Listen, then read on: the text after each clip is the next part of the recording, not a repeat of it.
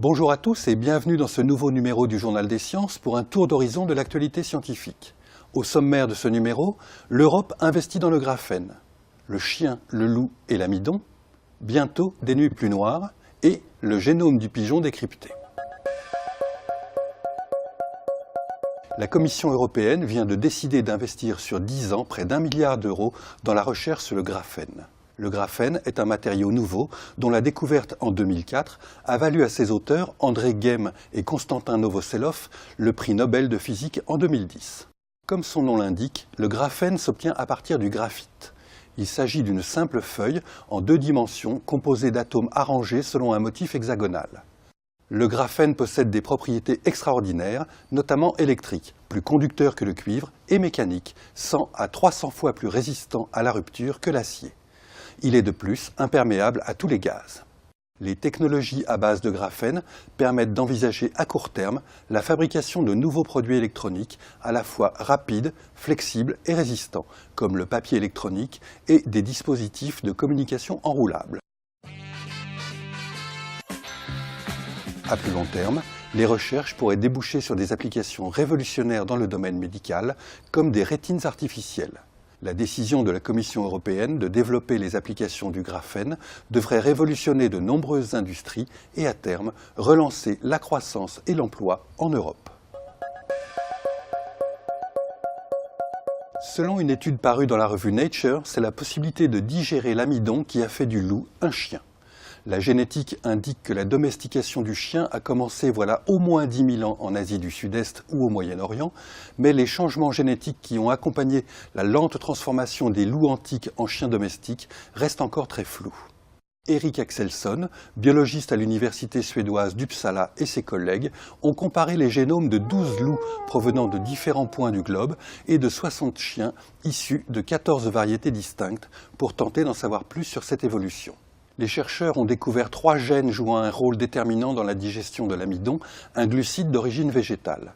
Ils en déduisent que c'est le changement d'alimentation au contact de l'homme au néolithique qui a permis la transformation du loup en chien.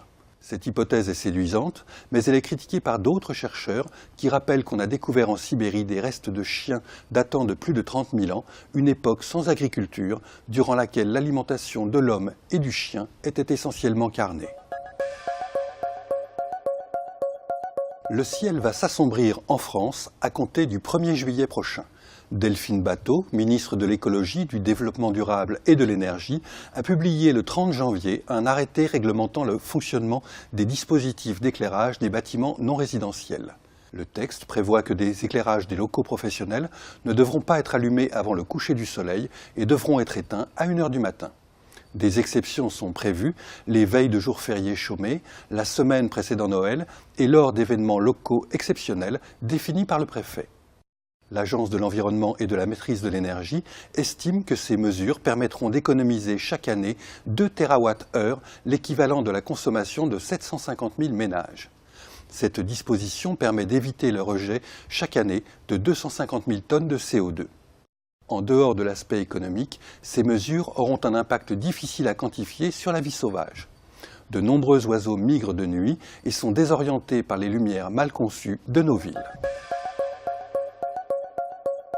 Une équipe internationale de chercheurs a publié dans la revue Science le séquençage du génome du pigeon biset, l'ancêtre du pigeon domestique, apportant un éclairage sur la très grande variété d'espèces de cet oiseau. La plupart de nos pigeons descendent d'une seule espèce domestiquée au Proche-Orient il y a près de 5000 ans. Des individus retournés à l'état sauvage sont à l'origine des pigeons qui vivent dans la plupart des villes du monde. Mais les résultats les plus surprenants concernent les origines génétiques des caractéristiques physiques des pigeons.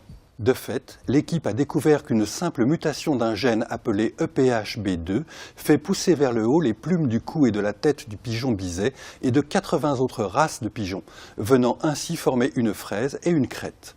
La crête joue un rôle important lors des parades de séduction pour de nombreuses espèces d'oiseaux. Le pigeon est l'un des rares oiseaux dont le génome a été jusqu'à présent séquencé avec le poulet, la dinde et le diamant mandarin. Ce numéro est maintenant terminé. Rendez-vous la semaine prochaine pour un nouveau tour d'horizon de l'actualité scientifique.